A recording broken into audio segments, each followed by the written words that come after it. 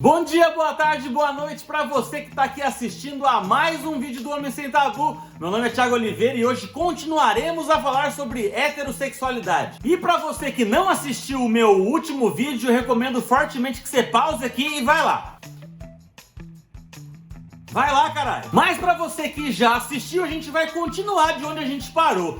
E se eu te falar que a heterossexualidade foi inventada? Em 1901, o dicionário médico Dorland definiu a heterossexualidade como um apetite anormal ou pervertido em relação ao sexo oposto. Caralho! 2 décadas depois, em 1923, o dicionário... Qual que é o dicionário? Dicionário Merriam-Webster definiu a heterossexualidade como a paixão sexual mórbida por alguém do sexo oposto. Só em 1934, que foi o mesmo ano que Getúlio Vargas foi eleito presidente do Brasil de forma indireta e que Hitler iniciou o regime nazista na Alemanha, só ali em 1934 que o termo heterossexualidade teve o seu significado atualizado. Foi ontem. Manifestação de paixão sexual por alguém do sexo oposto. Caceta, então antes disso, o hétero era o estranho.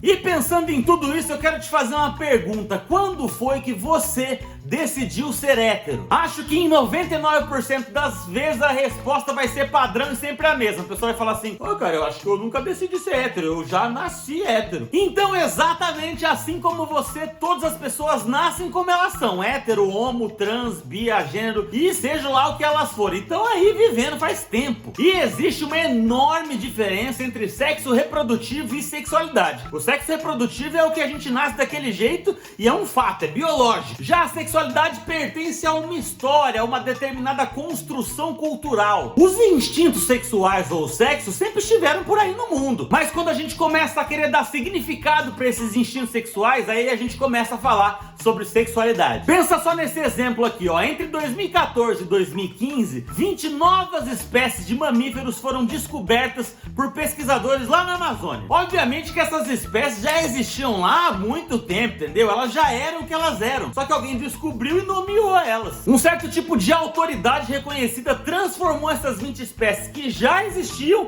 em coisas que ficaram conhecidas. Antes de 1868 não existia essa diferenciação homo, hétero, nada disso. Ninguém diferenciava as pessoas pelo tipo de amor ou desejo sexual que elas sentiam. Em 1860, um jornalista húngaro criou 4 termos para descrever experiências sexuais: heterossexual, homossexual, monossexual e heterogenite, que nem existe mais. O monossexual era o cara que se masturbava, os outros dois a gente já sabe. Foi a primeira vez na história, lá em 1860, que a palavra heterossexual surgiu. Depois, em 1889, um pesquisador austríaco-alemão chamado Richard von Krafft-Ebing, ele utilizou a palavra heterossexual num catálogo de doenças sexuais. A palavra heterossexual nem apareceu muito nesse trabalho dele, porque ele estava mais interessado nos instintos sexuais contrários ou perversões. E ele considerava que o instinto sexual normal entre os seres humanos era o heterossexual, então não apareceu muito no trabalho dele. Pro Richard, o desejo sexual normal ele estava mais ligado a um contexto de procriação, mas ele a expandiu bastante. No amor sexual, o verdadeiro propósito do instinto, a reprodução da espécie,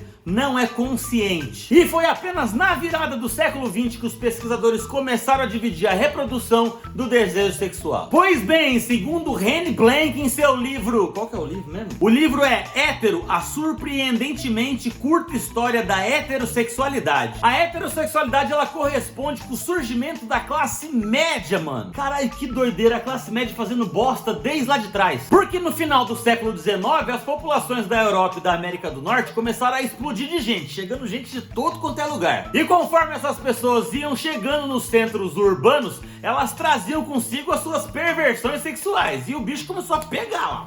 Porque nas cidades menores e nos vilarejos era muito mais fácil você controlar esses tipos de comportamento de perversões sexuais. Bem, com o maior número de práticas sexuais e o maior fluxo de classes mais pobres ali na sociedade, a culpa pelo comportamento sexual impróprio era muitas vezes jogada pelas classes mais baixas mesmo. É vocês aí de baixo. Nossa, pobre tá sempre tomando no cu, né? Mas às vezes tomar no cu é bom. E era muito importante pra classe média ascendente da época se diferenciar dessa galera aí. A burguesia então começou a precisar defender os seus membros da decadência da aristocracia putaria e desses horrores da cidade. A classe média precisava de sistemas reproduzíveis e universalmente aplicáveis. E aí é que começa a azedar o pé do frango, porque aí entram especialistas lá de trás como o Richard, que deixou claro que a classe média ascendente não podia considerar o desvio da sexualidade normal ou hétero como simplesmente um pecado. Não.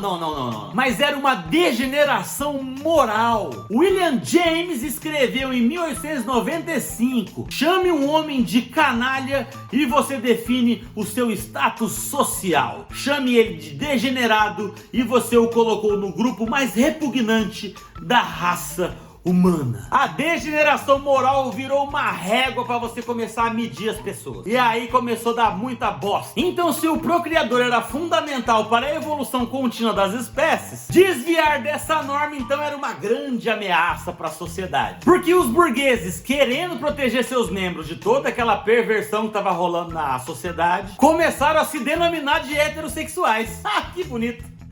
Ai.